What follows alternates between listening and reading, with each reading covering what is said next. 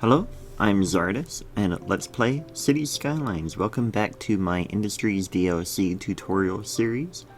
This episode, we are going to be looking at the basics of the supply chain in your industries.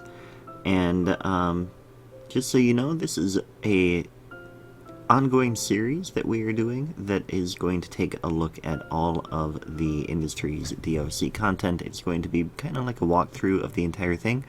If you're new to the channel, be sure to hit subscribe so that you can follow along. But anyway, we're going to hop right in here, and what you have with your industries is a basic supply chain here, your industry areas. And for forest, you have your extractor buildings, which produce raw forest products. Then you have your processing buildings, which produce paper or timber. And then your unique factories take those products and turn them into luxury goods, which are sold in your commercial zones. Farming and ore and oil is all the same, where you have extractor buildings producing some raw resource, a processing building producing a specialty product, and then a factory turning it into a luxury good. Same with those. So then let's take a look at a little of the detail of the industry area that I have built. We have a farm here.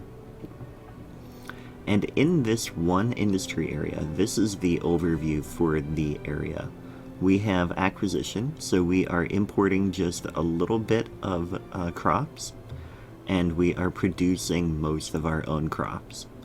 Then this is the amount that we have stored in terms of crops. And then that turns out, and it gets made into flour or animal product. And that is the output that we have here.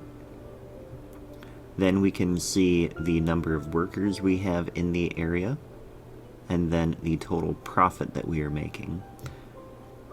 Policies we can do for the specific farm include improved logistics, improved work safety supervision, and advanced automation. These all do things that typically increase production or health or storage capacity. They do have a cost.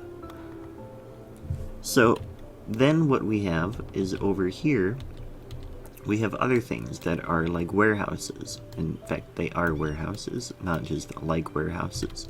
These can store your goods. And so what I've done is we have a bakery over here. The bakery takes animal products, crops, and flowers from the farm area and turns them into pastries.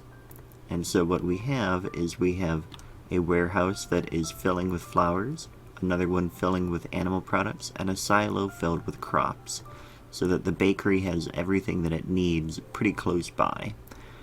And then this one is where it stores the factory products until we are ready to sell them. So, to recap, what we have is the farm.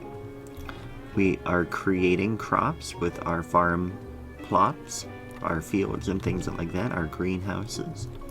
Then we are taking them to a flour mill, which turns the crops to flours, or a milking parlor, which turns the crops to animal products. And then those items are being exported kind of from one part of the map over to this area, where the bakery is taking them and turning them into pastries. Now, there are a lot of unique factories. Just come in here. You can only have one of each factory in your city, but they get pretty complicated. Like here, the shipyard, you can see it takes, we'll just plop one down here. Shoreline required, right? That made sense. It is a shipyard. Let's use a different one. Modular house factory.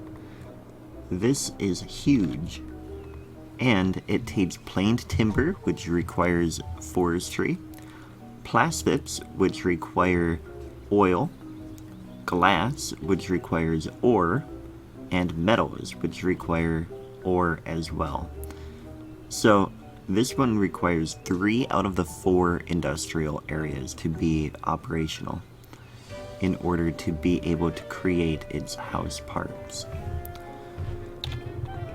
So there is a lot to look at in terms of the supply chain. It is pretty simple when it comes down to it. I mean, this really...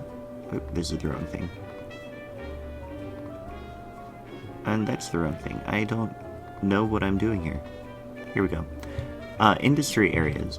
This really explains it well, I think. I mean, it shows the very basics of the supply chain management, and that's really what you need to know, is this chart here.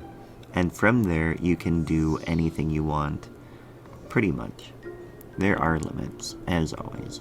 But anyway, I hope you liked this video.